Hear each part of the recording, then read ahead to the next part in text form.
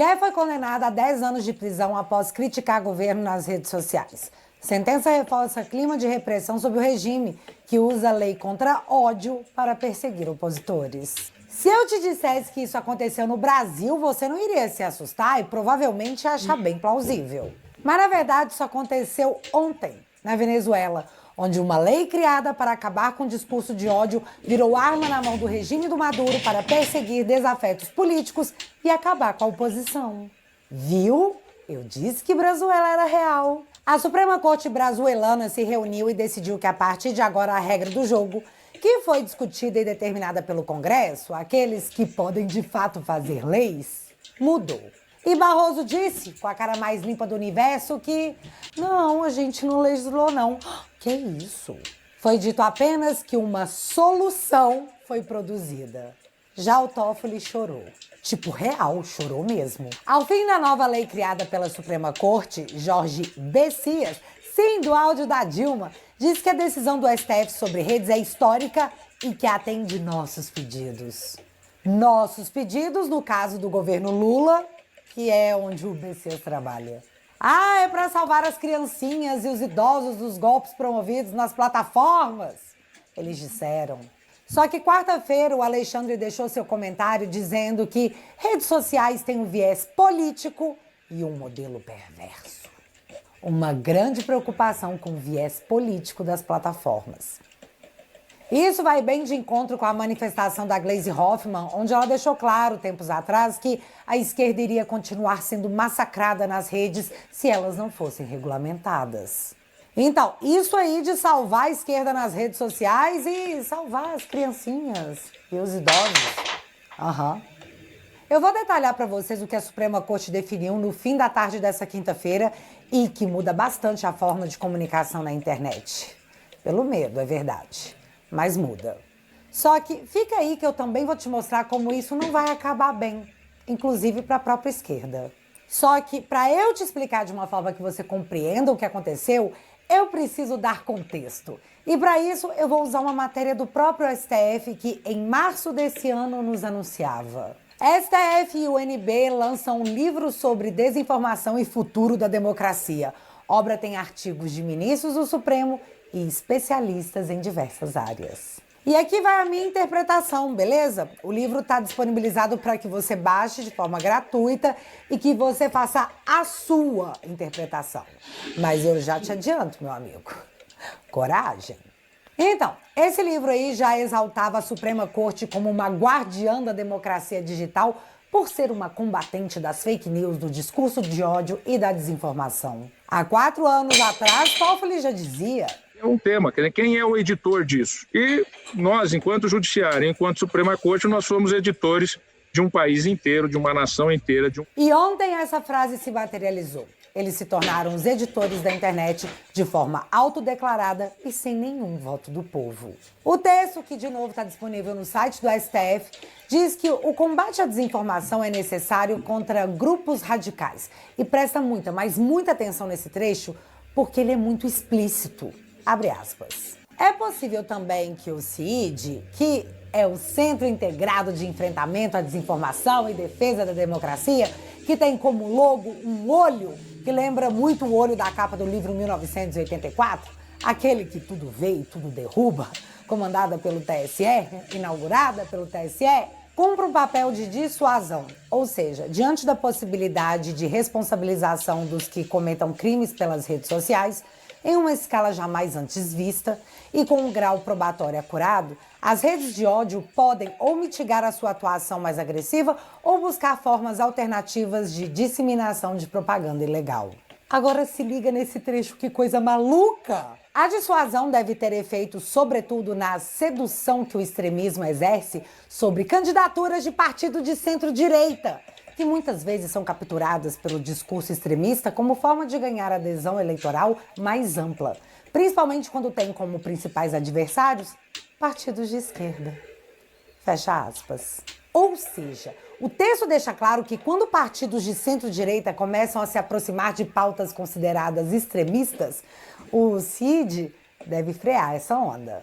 Afinal, a direita vai estar sempre no lado oposto da esquerda. Que é santa, tá? Janones, que admitiu rachadinha, tá aí, deputado, fazendo vídeo acusando o Nicolas de ter votado pelo aumento da conta de luz, quando ele mesmo votou para que isso acontecesse. Isso é absurdo em tantas camadas, porque cria uma espécie de centralismo eleitoral disfarçado. O judiciário se colocando como porteiro da pureza democrática e a direita como um vício que precisa ser combatido. O livro também fala sobre educação midiática e alfabetização digital. E, novamente, os editores do Brasil já deixam claro que eles precisavam ensinar você a pensar corretamente. O que não é nenhuma surpresa, já que em setembro do ano passado, Barroso disse que o seu legado será a total recivilização do país. O ministro da Suprema Corte está apenas nos recivilizando, viu, galera?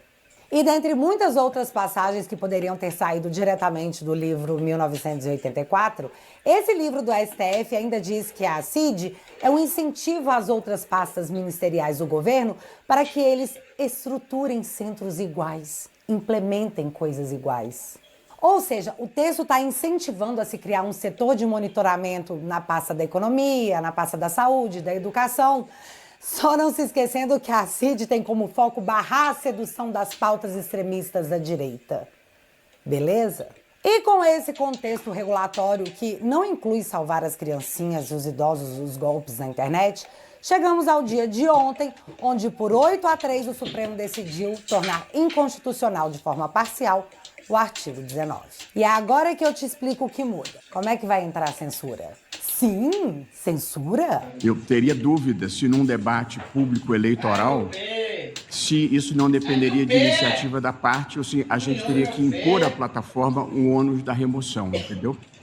Ela fazer a censura, ou ela fazer a censura, ou ela fazer a avaliação do que pode e do que não pode. Até ontem, para remoção de conteúdos, era necessário que um juiz fosse acionado e decidisse a questão, se removeria ou não tal conteúdo. Mas agora as plataformas serão culpadas por antecipação, podendo ser responsabilizadas por postagens mesmo sem ordem judicial. As Big Techs terão que se tornar fiscais da verdade. E se não tirarem do ar por conta própria um post problemático, dançou. E galera, quando eu falo de posts problemáticos, eu não tô falando sobre pornografia com menores, incitação a tirar a vida de outras pessoas, golpes ou coisas do tipo. Isso tem que tirar mesmo sem ordem judicial e as plataformas já exerciam essa automoderação. Só que eu tô falando coisas do tipo desinformação em massa. Um exemplo. O vídeo do Nicolas sobre o Pix, que bateu mais de 300 milhões de views. O governo alegou que o Nicolas estava espalhando fake news. A Globo afirmou isso, que o vídeo do Nicolas continha desinformação.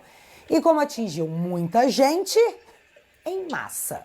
Só que nós sabemos que não existia nenhuma mentira naquele vídeo. E aí fica a dúvida de como que fica. A partir de agora, se o governo notificar extrajudicialmente a plataforma alegando desinformação e dando seus argumentos que eles acreditam serem verdadeiros, o vídeo teria que ser derrubado? Na dúvida, a plataforma vai derrubar sim, senão ela mesma será punida.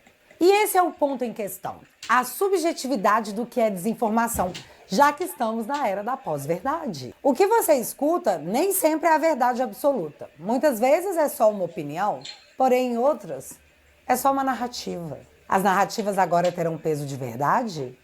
Eu, se quiser vencer uma batalha, eu preciso construir uma narrativa para destruir o meu potencial inimigo. Eu vou em lugar que as pessoas nem sabem aonde fica a Venezuela, mas sabem que a Venezuela tem problema da democracia, que o governo não tem das contas. Então é preciso que você construa a sua narrativa, e eu acho que por tudo que nós conversamos, a sua narrativa vai ser infinitamente melhor do que a narrativa que eles têm contado contra você. As redes também terão que criar regras internas e apresentar para o Estado o que elas estão fazendo para atender à ordem da Suprema Corte. Tipo relatórios anuais, regras revisadas, canais de denúncias e representantes no Brasil. E essa eu não entendi. Isso já não existia? Porque várias decisões já foram tomadas alegando que era lei no Brasil que as plataformas tivessem representantes legais em solo brasileiro. Se essa lei já existia, por que colocar de novo? Ou será que ela não existia? Pois é, fiquei meio que na dúvida aqui. Ah, a Suprema Corte também criou o dever de cuidado. Mas Que jossa seria essa? Aparentemente, a ideia é que as redes sociais têm a obrigação de agir ativamente, ou seja, elas mesmas cometerem a censura das publicações para evitar a propagação de conteúdos que o STF considere, abre aspas, manifestamente ilícitos ou danosos à democracia e aos direitos fundamentais. E aí eu lembrei de outra fala que explica muita coisa. E eu sei, muita gente fala que, ai, Bárbara, eu não consigo ouvir a voz dele. Mas, meu amigo, você tem que ouvir, porque conhecimento é a única coisa que ninguém pode tirar de você. Há uma instrumentalização das redes sociais por grupos econômicos e ideologicamente fascistas, de extrema-direita, para corroer a democracia por dentro. Esse é o grande desafio hoje de quem defende a democracia. As redes sociais, instrumentos de uma ideologia nefasta, que é o fascismo, com um discurso de ódio, com um discurso misógino, com um discurso fascista, nazista, homofobia. Como que isso foi possível? A eleição de ontem, na Alemanha, 20% no partido de extrema-direita. Nós não estamos falando de qualquer país, nós estamos falando da Alemanha. Como que isso foi possível? O fascismo, a extrema-direita, recuperando o terreno eleitoral. Hoje é o discurso de 20% da Alemanha, de muito mais por cento no Brasil. Veja, esse discurso surgiu por uma revolta contra determinados momentos em que crises econômicas achataram o modo de vida de uma parcela da população. Aí a gente volta lá na parte do conteúdo danoso à democracia. Alexandre deixa claro que a extrema-direita, com seu discurso, corrói a democracia. Então você já pode imaginar quem será a maioria punida pelo dever de cuidado das redes, né? Spoiler, não é o Janones. E galera, essa parte é extremamente perigosa porque abre leque para absolutamente tudo. Num outro exemplo, a Erika Hilton tomando um esculacho nas redes sociais porque contratou 2 maquiadores como assessores. Só que ela tá alegando que ela tá sofrendo ataques homofóbicos. E aí? O que vocês acham que as plataformas vão fazer? Com medo de serem punidas, elas vão retirar os conteúdos. Outro ponto colocado como crime a ser barrado pelas plataformas: tentar restringir o exercício dos poderes constitucionais. Então, se eu começar a militar pelo impeachment do Lula, eu tô tentando restringir o exercício de um poder constitucional? E se eu quiser pedir o impeachment de um ministro do STF? Eu ainda vou poder fazer isso nas redes? Será que as plataformas vão ficar com medo de serem punidas e derrubarão meu conteúdo? Outra coisa, é crime atentar contra as eleições. Tá, ficou bem vago, que não pode falar das caixas mágicas, mesmo sem nenhuma lei que determine isso, já é um fato. Questionar o processo eleitoral também, nem se fala. Coisas normais em qualquer democracia podem ser encaixadas como atentados contra as eleições em Brazuela. E provavelmente também serão imediatamente derrubadas. Porque o tal do dever de cuidado deixa claro: ou a rede social resolve, ou o Estado vai cair de pau na rede social. A censura privada, terceirizada, está instituída. E isso é fato. Olha só, STF ignora Congresso e terceiriza a censura. O STF também chegou a mencionar que, na dúvida, um órgão poderia decidir a respeito da postagem. Que órgão seria esse? Eles ainda não disseram. Ainda. Talvez eles criem uma CID para cada tema, assim como foi sugerido no livro que pretende salvar a democracia. Mas não é legislar não, viu? É só solução temporária até que o Congresso faça exatamente o que o STF quer que seja feito. Juro pra vocês. A sessão foi encerrada com o apelo da Corte ao Congresso que legisle sobre o tema. Só que o Congresso já legislou. O Congresso fez o Marco Civil da Internet, que o STF acabou de modificar. Então não é legislar aí, Congresso. seria mais um faz o que a gente tá mandando. Foi isso que eu entendi. Mas o que nós devemos entender é que, por mais que fique claro, pelo menos para mim, na minha interpretação, de que essas medidas estão sendo tomadas numa tentativa de frear a direita no ano que vem, que é ano eleitoral e é onde nós somos a maioria, nas redes sociais, eu enxergo claramente o acuse-os do que você faz e o chame-os do que você é. Falando agora por mim. Todos os dias eu sou extremamente atacada nas redes sociais. Mas assim, galera, com palavras chulas, pesadas mesmo. E o STF decidiu, em síntese, que discurso de ódio contra mulheres é crime mega digital. Abre aspas. Causar dano emocional à mulher que prejudique e perturbe seu pleno desenvolvimento ou que vise degradar ou controlar suas ações, comportamentos, crenças... Traiu ela, uma amiga dela próxima... O homem não é fácil não, né, bicho? O cara tá casado com uma mulher 50 anos mais nova que ele. Ele traiu a mulher ainda, bicho. O amado é foda, né? Neto dele. Também essas mulheres também casar com um homem velho. Não, mas o mais impressionante... Mas o mais impressionante é que o bichão tá dando no couro, que ele ainda traiu ela com a amiga dela. Não, lógico que toma Viagra. Põe prótese, você tem dinheiro, meu filho. É uma bichão, rapaz. O menino tem 27 anos.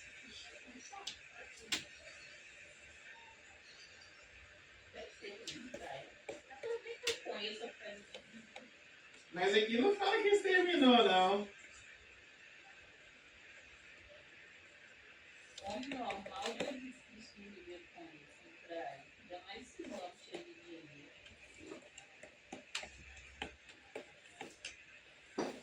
As mulheres ficam igual praia atrás disso. É amor, mãe. Que isso? Oh, amor.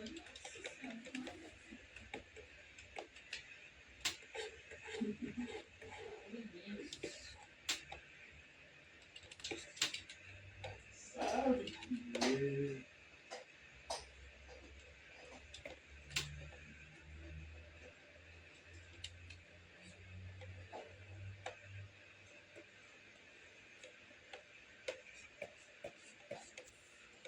e decisões mediante ameaça, constrangimento, humilhação, manipulação, isolamento, chantagem, ridicularização, limitação do direito de ir e vir ou qualquer outro meio que cause prejuízo à saúde psicológica e à autodeterminação. Esse crime é passível de remoção via ação extrajudicial. É só eu pegar a postagem e notificar a plataforma que ela pluft, vai ter que apagar. Então, venho informar aos que me xingavam livremente pela internet que esse tempo acabou.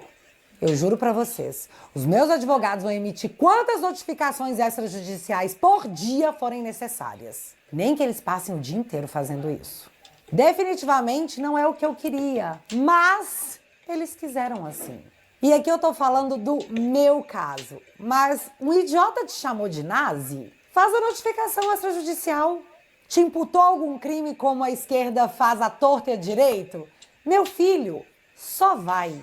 Na minha opinião, deveremos mostrar que o Fachin estava certo quando disse não concordar com o remédio que a corte queria aplicar. Se a diferença entre o remédio e o veneno é a dose, vamos inundar as plataformas de notificações porque motivos nós sempre tivemos.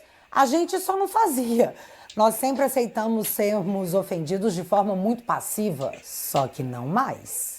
O resultado de tudo isso, o Google já anunciou. Essa mudança na legislação pode impactar a liberdade de expressão. O resultado é esse, nós já sabemos, isso já está decidido. Mas se nós não deixarmos que seja instrumentalizado apenas pela esquerda e que comecemos a ir para cima, em breve, quem sabe, as matérias não comecem a mostrar a revolta da esquerda por postagens derrubadas. Quem sabe não veremos a esquerda gritar que está sendo censurada pelo instrumento que ela mesma ajudou a construir. Parece viagem para você? Porque assim, não tem saída mágica, não tem o que fazer. Já foi, galera. Já era. E a única coisa que eu vejo que podemos fazer nesse momento, e eu espero de coração que todos vocês façam, foi agredido com discurso de ódio, viu uma desinformação, reúne as provas e faz uma notificação extrajudicial. O que nós podemos fazer agora é fazer o pseudo-remédio se tornar o que ele de fato é, um veneno. Mas estou a dizer que, do ponto de vista da experiência e da literatura comparada, a adoção de controle de discurso dos usuários não faz parte do Estado de Direito Democrático. E por hoje eu vou ficar por aqui, já que no próximo vídeo eu volto com as atualizações dos processos em Brazuela ou Alexandria, já nem sei mais. Portanto, curte esse vídeo para que mais pessoas saibam o que aconteceu, mas não deixa de se inscrever para não perder as cenas dos próximos capítulos que, para variar, em nossa República Democrática Brazuelana, foram lamentáveis. Mas que não passarão sem consequências. Independente do que eles fizerem, ano que vem nós faremos a maioria no Senado, vamos eleger o presidente, e do jeito que a Câmara tá, a gente vai lá e ocupa também. Aí teremos, enfim, o remake da saga Para Salvar a Democracia, versão 4K. Ser resiliente é difícil, ser paciente também. Mas aguenta aí, tá quase. Combinado? E já que você ficou até aqui... Pra gente construir um Brasil com liberdade para as nossas próximas gerações, precisamos trazer mais gente pro nosso lado da trincheira. É por isso que eu quero te convidar para entrar pra minha família. Com seu apoio, a nossa mensagem vai alcançar cada vez mais pessoas. Enquanto a grande mídia atua como uma rede estatal da comunicação do governo, os vídeos do Te Atualizei são assistidos por cerca de 700 mil pessoas todas as semanas. O nosso trabalho de formiguinha está competindo com unhas e dentes contra as invencionices oficiais que são divulgadas pelos jornalistas. Por isso, a gente entende o desespero da turminha das trevas em regulamentar o que a gente pode ou não dizer na internet. Nós estamos construindo uma força cultural capaz de desafiar a censura que foi colocada no Brasil. Se você quiser ser o meu sócio, meu parceiro nessa jornada que apenas começou, eu te convido a entrar para minha família. Na família Te Atualizei, você vai receber acesso a todos os meus documentários e vídeos exclusivos que nunca foram postados em outro lugar. Toque no link que está fixado no primeiro comentário e entre para a melhor família da internet. Juntos, a gente consegue. Beijo.